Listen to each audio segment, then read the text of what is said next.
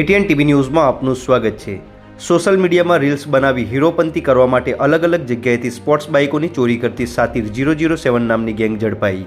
Social મીડિયાનો craze એટલી હદ સુધી વધી ગયો છે કે આજના યુવાનો ચોરી જેવી ઘટનાઓને અંજામ આપતા થઈ ગયા છે। 007 નામની આ ગેંગ અલગ અલગ જગ્યાએ ચોરીના ગુનાને અંજામ આપેલ છે।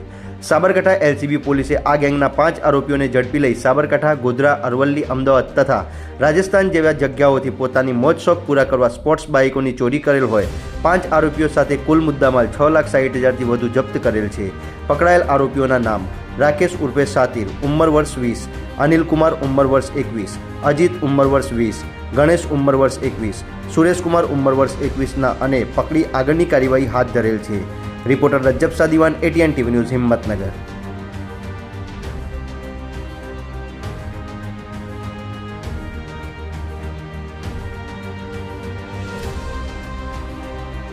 સાબરકાંઠા જિલ્લાની અંદર વાહન ચોરીના બનાવો બનતા અટકાવવા અને જે બનેલા બનાવો છે તેનું ડિટેક્શન કરવા માટે થઈને એલસીબીની ટીમોને કામે લગાડવામાં આવેલી હતી। તેમાં એલસીબીની ટીમને માહિતી મળેલી હતી કે રાજસ્થાનના ઉદયપુર જિલ્લાની એક ગેંગ છે જે પોતે સાતિર 007 એવું નામ રાખેલું છે અને આ ગેંગ દ્વારા આપણા રાજ્યની અંદર ખાસ કરીને સાબરકાંઠા, અરવલ્લી અને પોતાના જિલ્લા ઉદયપુર તથા અમદાવાદ સિટીની અંદર અનેક ગુનાઓ આચરેલા છે। એ બાતમીના આધારે એના જે મુખ્ય સૂત્રધાર છે રાકેશ ઉર્ફે સાતિર, તેની અટકાયત કરી અને પૂછપરછ કરતા ટોટલ આખી ગેંગ છે 9 લોકોની છે એવું ધ્યાન પર આવેલું છે। આમાંથી 5 લોકોને એલસીબીની ટીમ દ્વારા અરેસ્ટ કરવામાં આવેલા છે અને 4 લોકો જે છે તેને પકડવા માટે તજવીજ હાથ ધરવામાં આવેલી છે। ટોટલ 10 બાઇક રિકવર કરવામાં આવેલા છે, જેમાં 6 અલગ અલગ ગુના ડિટેક્ટ થાય છે અને આ તમામ બાઇકો જે છે એ સાબરકાંઠા, અરવલ્લી, પાલી, ઉદયપુર અને અમદાવાદમાંથી ચોરી થયેલા હોવાનું અત્યાર સુધીમાં કબૂલાત આપેલ છે।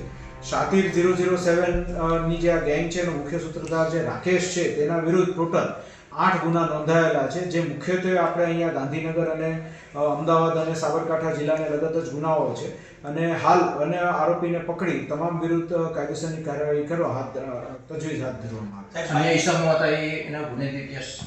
અન્ય જે 4 લોકો જે છે તેનો ગુનાહિત ઇતિહાસ હાલ હજી મળી આવેલ નથી, પરંતુ એનું સર્ચ ઇન્ડોસ્કોપમાં અને આઈસીજીએસમાં શરૂ છે, એટલે એ માહિતી મળી હતી તે લોકો વિરુદ્ધ પણ વધારાની આગળની કાર્યવાહી કરવામાં આવશે અને આગળ જતાં આ ગેંગ બનાવીને કાર્યવાહી કરેલા છે તો ગેંગ માટેની જે 112ની જે કલમ છે એનો પણ આપણે ઉમેરો કરીશું। ચોરી કરવાનું સાહેબ કારણ બાઇક ચોરી કેવી રીતે કરતા હતા, એનો શું ઉપયોગ કરતા હતા? આ બધા જે છે એ બાઇક ચોરી મુખ્યત્વે સ્પોર્ટ્સ બાઇકની ચોરી કરતા હતા, જેમાં પલ્સર, કેટીએમ, એફઝેડ એ બધા સ્પોર્ટ્સ બાઇકની ચોરી કરતા હતા। મોજ શોખ માટે થઈને એ ચોરી કરી એમાં ઇન્સ્ટાગ્રામ ઉપર રીલ ને એવું બધું બનાવવાનો લોકોનો શોખ હતો અને એકવાર કોઈ બાઇકનો જે ઉપયોગ જે કર્યો છે એ પછી એનાથી એ લોકોને સંતોષ જેવું થઈ જાય એટલે પછી એને વેચીને અન્ય બાઇકની ચોરી માટે થઈને લોકો પ્રયત્ન કરતા હતા। કોઈ વેચાણ કર્યું હોય એવું કોઈ સામે આવ્યું? બાઇક વેચાણ કર્યું હોય એવું સામે આવ્યું? એ ત્યાં ઉદયપુર રાજસ્થાનની અંદર એ લોકોએ કરેલા છે, એની પણ તપાસ હાલ શરૂ છે।